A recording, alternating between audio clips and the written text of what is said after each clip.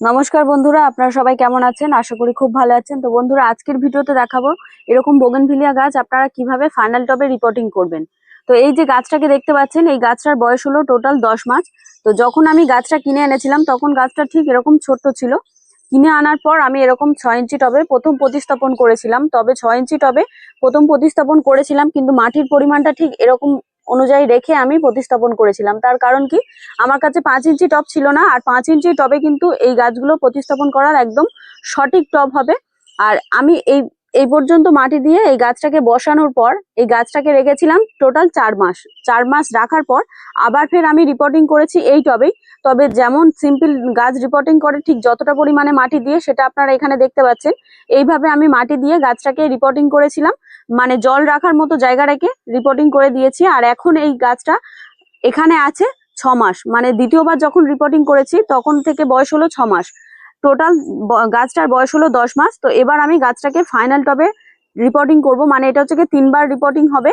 এটা আমি এখন রিপোর্টিং করব এরকম 10 ইঞ্চি প্যারালাল টবে। এরকম 6 ইঞ্চি টব থেকে আপনারা চাইলে 10 ইঞ্চি টবে রিপোর্টিং করতে পারেন, আবার 8 ইঞ্চি টবেও রিপোর্টিং করতে পারেন। মাটির রেশিওটা কিভাবে তৈরি করতে হয় সেটা আমি আপনাদেরকে দেখিয়ে দিচ্ছি। তো আমি এখানে একটা মাটি নিয়ে নিয়েছি। এই গাছের জন্য কিন্তু আপনারা দুভাগ কিংবা 3 ভাগ মাটি আর 1 ভাগ ভার্মি কম্পোস্ট নিয়ে নেবেন। তো আমি এখানে একটা মাটি নিয়ে নিলাম। আর এই টবে, এটা হচ্ছে 6 ইঞ্চি টব, এই টবেরই মাপ অনুযায়ী আমি এখানে একটা ভার্মি কম্পোস্ট নিয়েছি। তো এই ভার্মি কম্পোস্টটাকে আমরা 3 ভাগে ভাগ করে নেব, কারণ আমি আগেই বলেছি যে 3 ভাগ মাটি 1 ভাগ ভার্মি কম্পোস্ট। তো ধরুন এখান থেকে এই পর্যন্ত 1 ভাগ, এখান থেকে এই পর্যন্ত 1 ভাগ, আর এখানে 1 ভাগ, মানে টোটাল 3 ভাগ। তো এখান থেকে আমি 1 ভাগ মতো ভার্মি কম্পোস্ট নিয়ে নেব।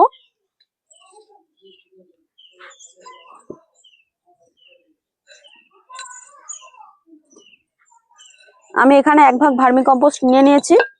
এবার এর সাথে মেশাবো এই যে সারগুলো আপনারা দেখতে পাচ্ছেন, এগুলো সবগুলোই জৈব সার। তো এখানে আমি সবার প্রথমে নিয়ে নিচ্ছি সিঙ্গেল সুপার ফসফেট। ঠিক কতটা পরিমাণে নিলাম আপনারা দেখে নিন।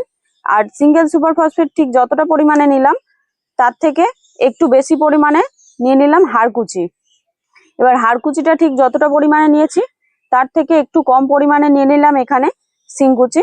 তো এবার আমি মাটিটাকে রেডি করব। তো তার আগে এখানে আপনারা যে কোনো ধরনের লাল বালি এর সঙ্গে মিশিয়ে দেবেন। মানে এই যে 10 ইঞ্চি একটা টবের মাপ অনুযায়ী এখানে 1 মুঠো বালি নিয়ে নিতে হবে। তো আমি এখানে 1 মুঠো বালি নিয়ে নিলাম।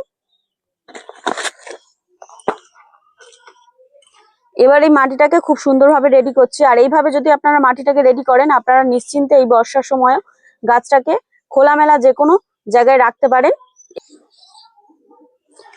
এই মাটিটা পুরোপুরি শুকনোই ছিল, হালকা জলের ঝিট লেগে মাটিটা হালকা হালকা ভিজে গেছে, তবে এতে কোনো সমস্যা হবে না। তো এই যে মাটিটাকে আমি রেডি করে নিলাম।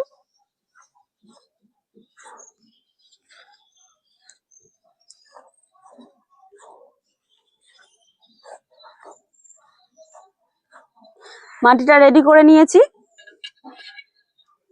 এবার এই টবের মধ্যে আমি মাটিটা ভরবো। তার আগে আমি দেখিয়ে দিই আপনারা ড্রেনেজ হোলটা কিভাবে তৈরি করে নেবেন। তো এই টবের মধ্যে টোটাল 4টে হোল আছে। এই 4টে হোলের মধ্যে আমি 4টে খোলাকুচি দিয়ে দিচ্ছি।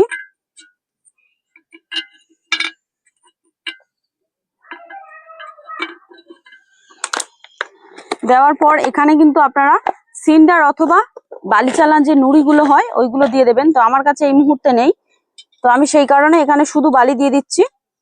সিন্ডার অথবা বালিটা দেওয়ার পর, সিন্ডার কিংবা বালি চালা নুড়ি দেওয়ার পর আপনারা এইভাবে বালি দিয়ে দেবেন। কিন্তু আমি এখানে শুধু বালি দিয়ে দিচ্ছি, এতে তবে কোনো সমস্যা হবে না।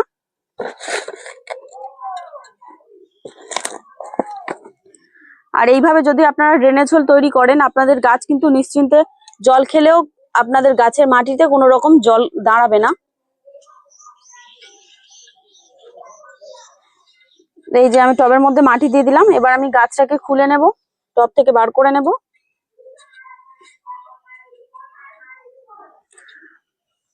গাছটা আমি আগে থাকতেই খুলে রেখেছি যাতে আপনাদের দেখাতে সুবিধা হয়, সেই কারণে এই যে আমি বার করে নিলাম। এবার আমি আপনাদেরকে দেখাচ্ছি যে আমি আগের বারে কিভাবে ড্রেনেজ হোলটা তৈরি করেছিলাম।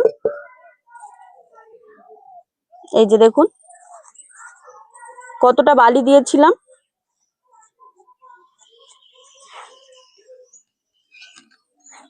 এবার আমি গাছটাকে এই টবের মধ্যে বসিয়ে দিচ্ছি।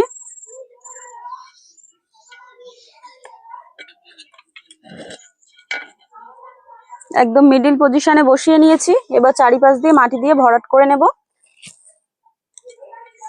এই যে লাঠিটা দেখতে পাচ্ছেন, এইভাবে আপনারা মাটিটাকে চেপে চেপে দেবেন, কারণ আমাদের এই ধারগুলোতে হাত দিয়ে চাপতে একটু অসুবিধা হয়, সেই কারণেই।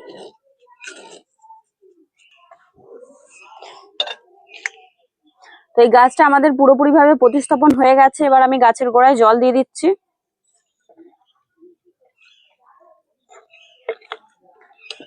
এই গাছটাতে আপনারা মাসে দুবার, মানে 15 দিন পর পর একবার করে কনফিডার দিয়ে যাবেন, আর 10 দিন পর পর একবার করে কাকা দিয়ে যাবেন।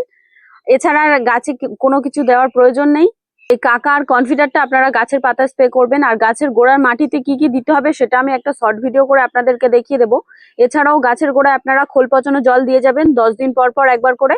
আর দিতে হবে গাছের গোড়ায় ডিএপি দানা। তো এই ডিএপি দানাটা আমরা কিসের জন্য দেবো, যেহেতু এই গাছটাকে আমরা একটা সুন্দর শেপ দিতে চাইছি।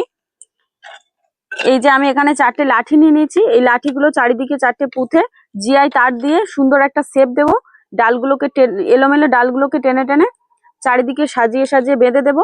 আর এই ডিএপি দানাটা দিলে কি হবে, যে আমরা যখন গাছের ডালগুলো কাটবো তখন কিন্তু গাছের এই ডালগুলোকে আরো বাড়াতে সাহায্য করবে এই ডিএপি দানা। তো সেই কারণে এটা চালিয়ে যেতে হবে কন্টিনিউ। আর এর পরের ভিডিওতে কিন্তু আমি দেখিয়ে দেবো কিভাবে জিআই তার দিয়ে এটা করতে হয়। সেটা যদি আপনারা দেখতে চান তাহলে কিন্তু অবশ্যই করে চ্যানেলটিকে সাবস্ক্রাইব করে রেখে দেবেন। আর আজকের ভিডিওটা ছিল এই পর্যন্ত। ভিডিওটি শেষ পর্যন্ত দেখার জন্য আপনাদের সবাইকে অসংখ্য অসংখ্য ধন্যবাদ।